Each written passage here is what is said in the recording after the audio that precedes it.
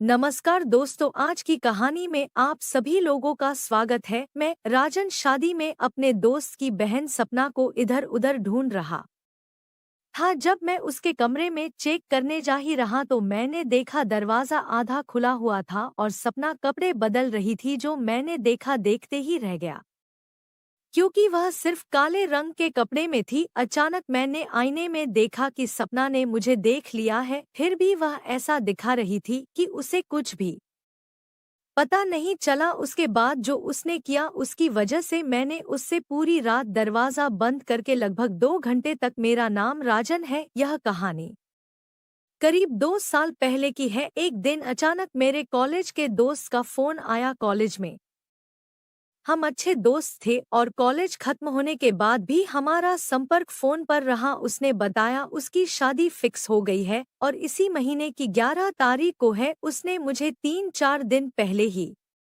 आने के लिए कहा, क्योंकि शादी में काम कुछ ज्यादा ही होते हैं। हमारी अच्छी दोस्ती के कारण मैं उसे मना नहीं कर सका और मैंने ऑफिस से 6 से 7 दिनों की छुट्टी ले ली। 7 तारीख को सुबह मैं उसके घर पहुंचा। जब मैंने बेल बजाई तो कुछ देर बाद उसकी छोटी बहन ने दरवाजा खोला। वह मुझे जानती थी। जब मैंने उसे आखिरी बार देखा था तब वो एक बच्ची की तरह लगती थी। अब वह बहुत बदल गई थी। मैंने उससे कहा, सपना तुम? उसने कहा, हाँ, पहचान लिया क्या? सपना का शरीर अब काफी भर चुका था, बिल्कुल माधुरी दीक्षित जैसा दिख रहा था और वो बहुत सुंदर लग रही थी। मैं उसे देखकर मंत्र मुग्ध हो गया। मैंने कहा, तुम कितनी बड़ी हो गई हो? फिर उसने कहा, सारी बातें यहीं करोगे या घर के अंदर भी आओगे? फिर हम घर के अंदर आ गए। मैंने अपने दोस्त राकेश के बारे में पूछा तो उसने कहा कि वह बाजार गए हैं और जल्द ही लौटेंगे। उनके घर में राकेश, सपना और उनकी माँ ही रहते थे। सपना ने मुझसे कहा कि तुम फ्रेश हो जाओ,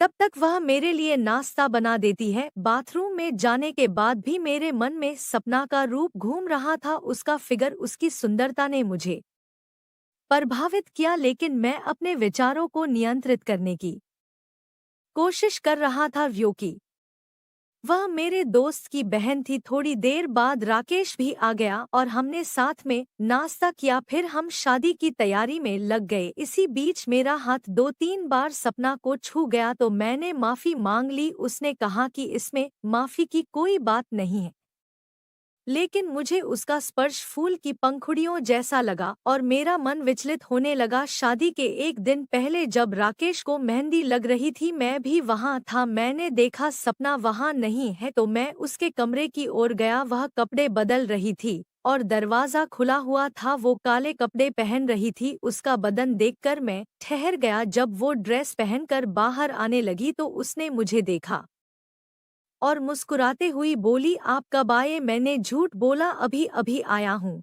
लेकिन मुझे लगा कि उसने मुझे शीशे में मुझे देख लिया था। मैंने सोचा कि अब उससे अपने प्यार का इजहार करूंगा। राकेश के पास जाकर मैं सपना के बगल में बैठ गया और उसके हाथों को सहलाने लगा। पहले उसने हाथ हटा लिया, लेकिन फिर उसे अच्छा लगने लगा। धीरे धीरे रात होने लगी और सब सोने चले गए। मुझे नींद नहीं आ रही थी, इसलिए मैंने सपना से बात करने के लिए कहा। उसने मान लिया और हम बातें करने लगे, हंसी मजाक में। मैंने उसके गालों को छुआ जो बेहद कोमल थे। अचानक उसने कहा, एक बात पूछूं, आप सच बताओगे? मैंने कहा, पूछो। उसने कहा, आपने सुबह झूठ क्यों बोला? मैंने कहा, तुम जिस हाल में थी उसे देखकर मैं सच नहीं बोल सकता था। मैंने उसकी खूबसूरती की तारीफ की और वह शर्मा गई। मैंने उसके होंठों को छुआ तो वह कांप गई। उसने कहा, कोई आ जाएगा, लेकिन मैंने उसे आश्वस्त किया और कहा कि रात में दरवाजा खोल कर रखना। वो मान गई। रात को जब मैं उसके कमरे में गया तो वह नाइट ड्रेस में बहुत सुंदर लग रही थी। मैंने दरवाजा बंद कर दिया और उसकी खूबसूरती निहार रहा था और उसे गले लगा लिया। मैंने उसके शरीर की खुशबू को अपने दिल में बसाया और उस रात अपने मन की सभी इच्छाएं उसके साथ पूरी की, वो भी 2 बार। फिर हमने रात बिताई। सुबह होने से पहले मैं अपने कमरे में चला गया और सो गया।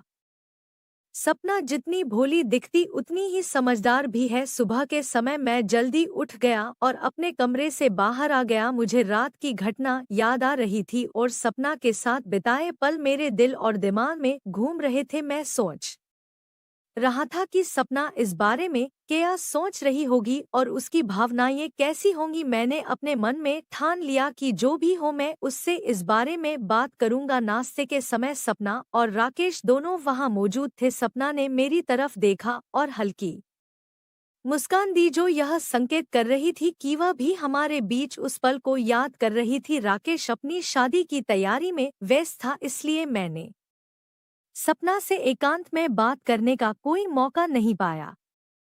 दिन भर शादी की तैयारियों में हम सभी व्यस्त थे। घर में खुशी का माहौल था और हर कोई अपने अपने काम में लगा हुआ था। मैं सपना से बात करने के लिए यही समय का इंतजार कर रहा था। आखिरकार रात में जब सब सोने की तैयारी कर रहे थे तो मैंने सपना को इशारा किया कि हम बात कर सके। सपना ने मुस्कुराते हुए मुझे इशारे से बुलाया और हम दोनों छत पर चले गए जहां शांत माहौल था। मैंने उससे पूछा, कल रात के बारे में तुम्हारे क्या विचार हैं? सपना ने चुप रहकर जवाब दिया, राजन मैं समझ सकती हूँ कि तुम्हें कैसा महसूस हुआ होगा। मुझे भी अच्छा लगा, लेकिन हमें सोच समझकर आगे बढ़ना चाहिए। मैंने उसकी बात सुनी और कहा, सपना मैं जानता हूँ कि हमारे बीच बहुत कुछ बदल गया है, लेकिन मैं सच में तुम्हें पसंद करने लगा हूँ। क्या हम इसे एक नए रिश्ते की शुरुआत मान सकते हैं? सपना ने मेरी आंखों में देखा और मुस्कुराते हुए कहा, हमें समय देना होगा राजन।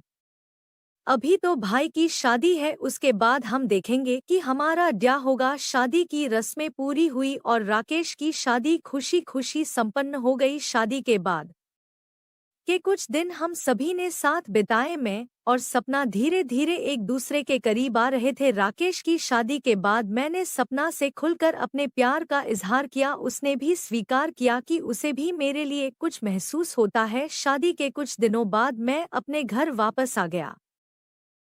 सपना और मैंने संपर्क बनाए रखा। हमारी बातचीत धीरे धीरे प्यार में बदल गई। कुछ समय बाद हमारे परिवार की सहमति से हमारी शादी हो गई। आज मैं और सपना एक खुशहाल जिंदगी जी रहे हैं। तो दोस्तों, कहानी कैसी लगी कमेंट करके ज़रूर बताइएगा। वीडियो को लाइक सब्सक्राइब करना मत भूलेगा। धन्यवाद।